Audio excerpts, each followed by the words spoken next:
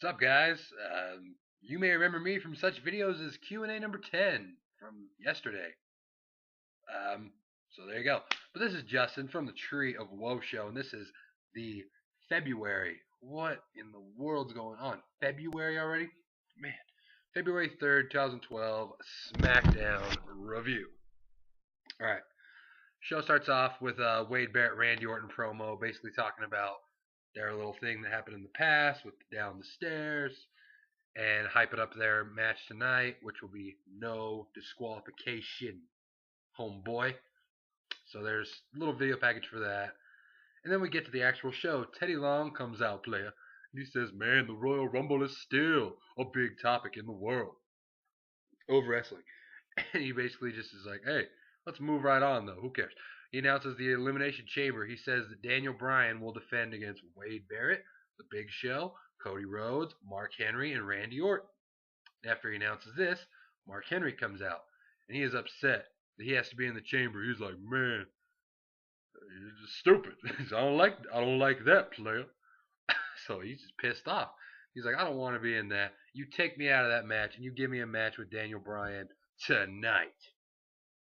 And Teddy Long's like, well, let me tell you this, player. I'll take you out. You're out of the chamber.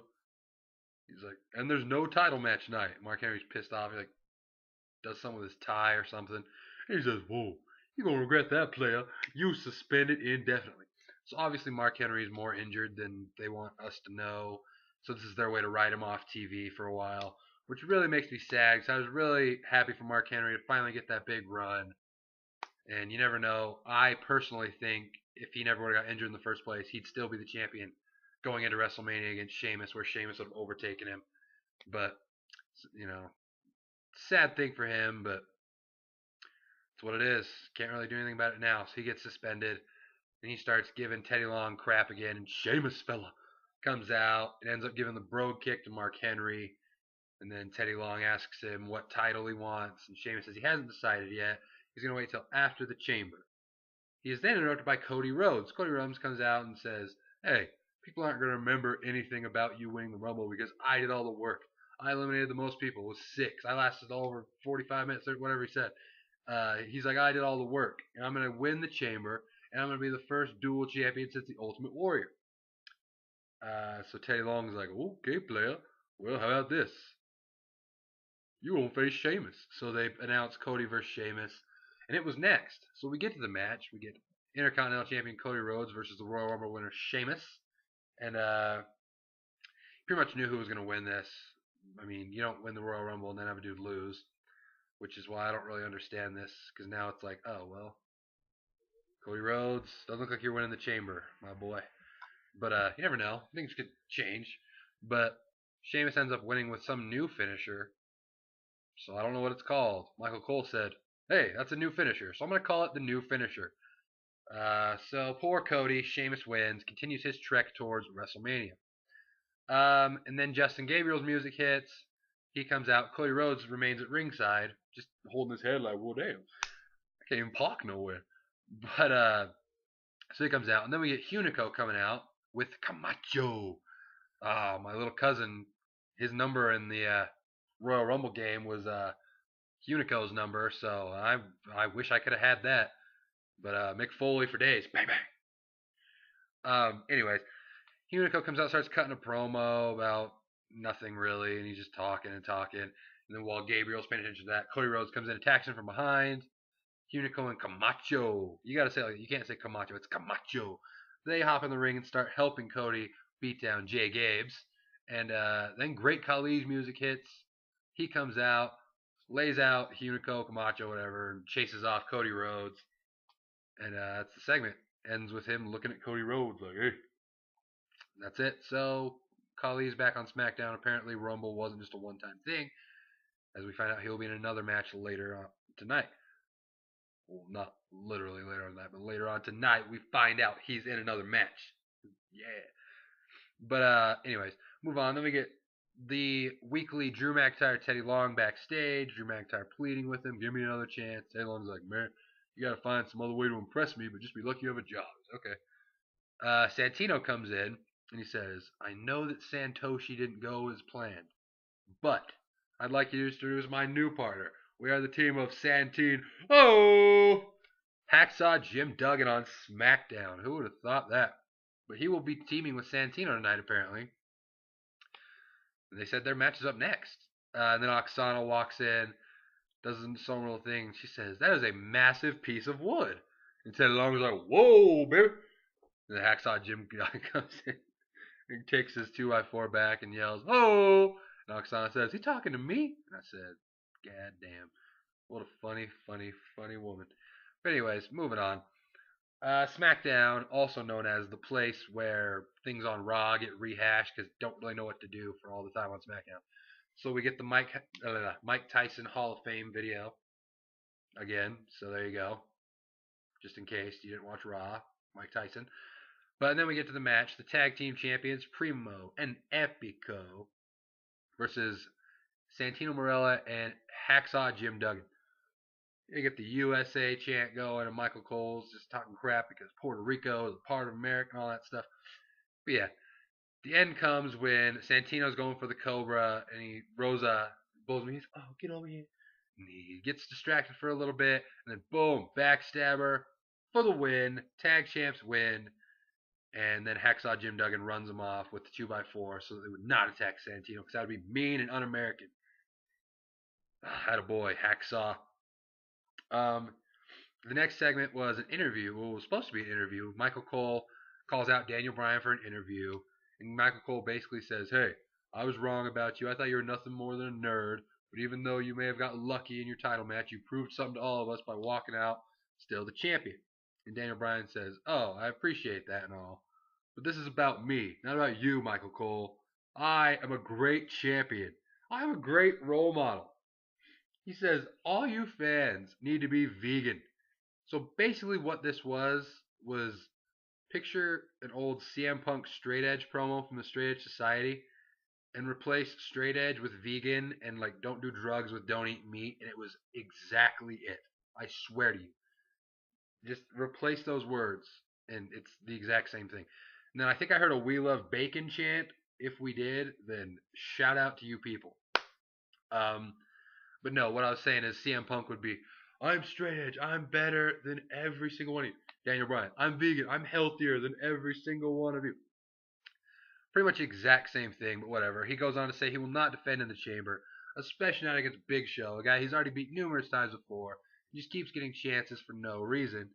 And if Teddy Long doesn't take Big Show out, he's going to go to the board of directors. But it was at that time, "Well, there's the Big Show." Big Show comes out and he's like, "Oh, sorry I didn't interrupt you earlier. I was back there finishing a big old steak." And the crowd goes, marks out for steak, as we all should.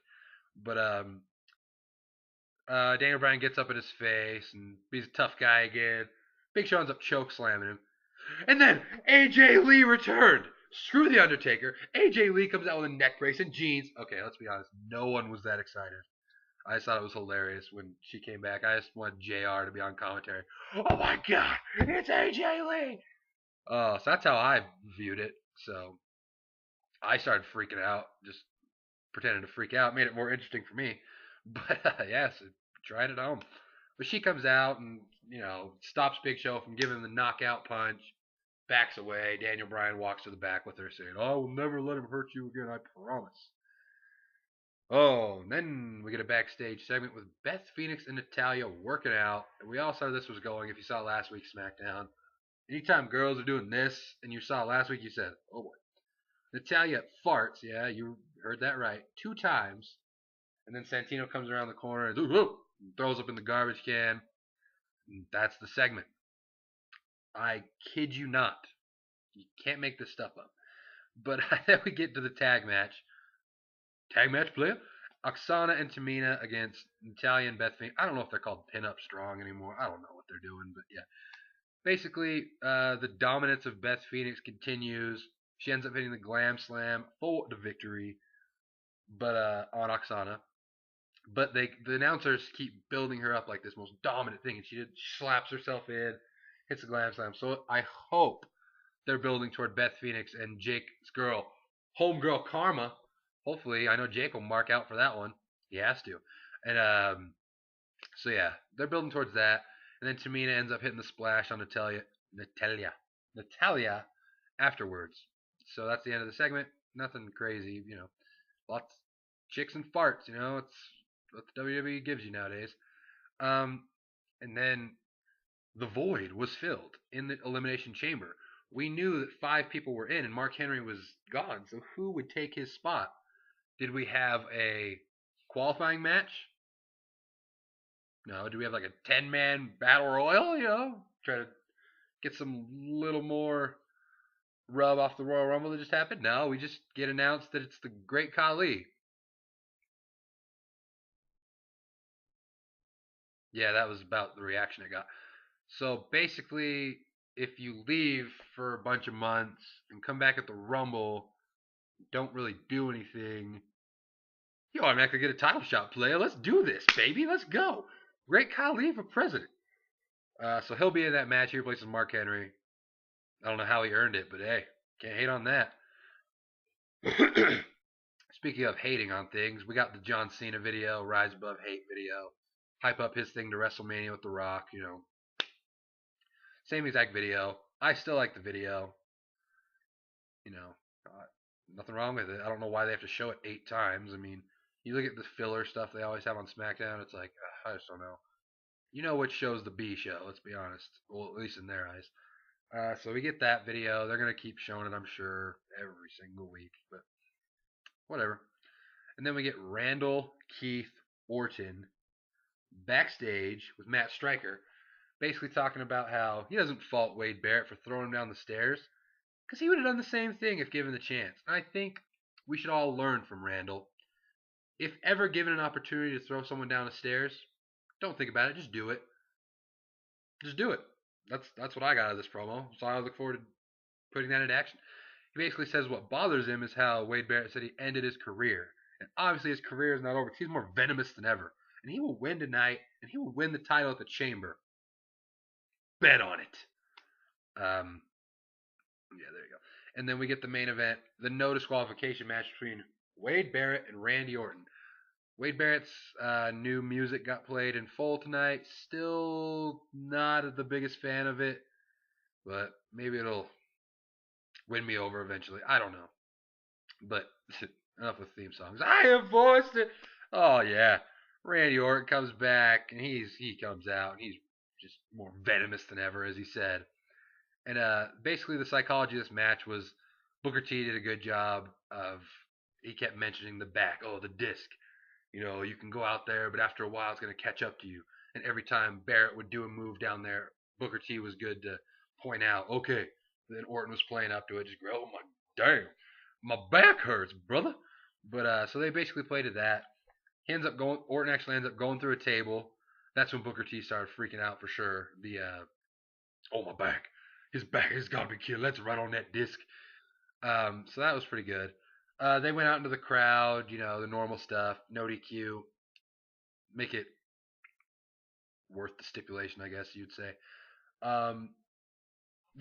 It's weird. It wasn't a lot of, this match was weird because it's like, both the guys got a lot of offense in, but it wasn't like back and forth in sense of like, like hit, oh, you don't know, reversals. It was like Randy Orton whooped that ass, and then Wade Barrett whooped that ass, and then Randy Orton whooped that ass, and then Wade Barrett whooped that ass, and then Randy Orton ended by whooping that ass. If you know, like, it's hard to explain, but just tell me if you know what I'm talking about here. But basically, Barrett starts going ape crazy with the chair. Orton's taking chair shots. And oh my goodness, my baby. But then all of a sudden, hence WWE 12, Orton got his comeback mode. clothesline, scoop slam, yeah, freak out. That needs to be a song and dance. Like, we need to get Soulja Boy in the game. Clothesline, freak out. Oh my gosh. Choke slam. Clothesline, scoop slam, freak out. Let's write that song, people. Auto tune it up. Send me your video response. I'm just kidding, but seriously, let's make that a song.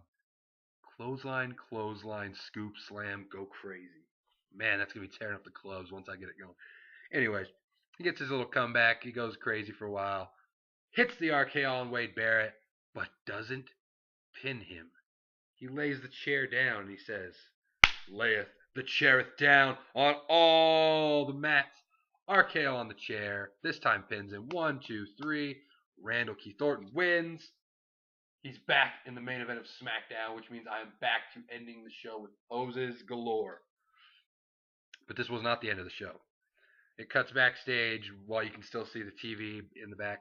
Teddy Long says, all right, Daniel, next week you'll fight Randy Orton. And he's like, okay, well, I'm not afraid of giants. I'm not afraid of snakes. AJ, stay here. And he goes out there and he's just celebrating. Yes! Yes! Yes! And Randy Orton doesn't see him. I don't know why I thought that was the funniest thing in the world. You just see a back shot of Randy Orton just doing the pose. And he just doesn't see Daniel Bryan. Daniel Bryan's just in the ring. Yes! Yes! And Randy Orton just kind of turns. What the hell? Oh, I love that part. And that's it. So we'll see that match next week. My boy, Randall Keith Orton. Jake's boy, D. Bryan. The winner will face Karma. It's elimination champ. No, for serious.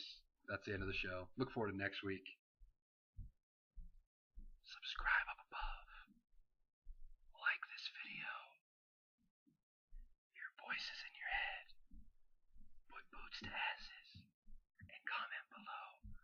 This is me and I'm whispering. Have a good night, everybody. I'm sorry I'm whispering. Let's be realistic. But I'll have to pose one more time for you. Randy Orton wins. See you on Monday. Leave your comments below. Ask more questions for Q&A. Talk to you later, fellas. And ladies. Especially ladies.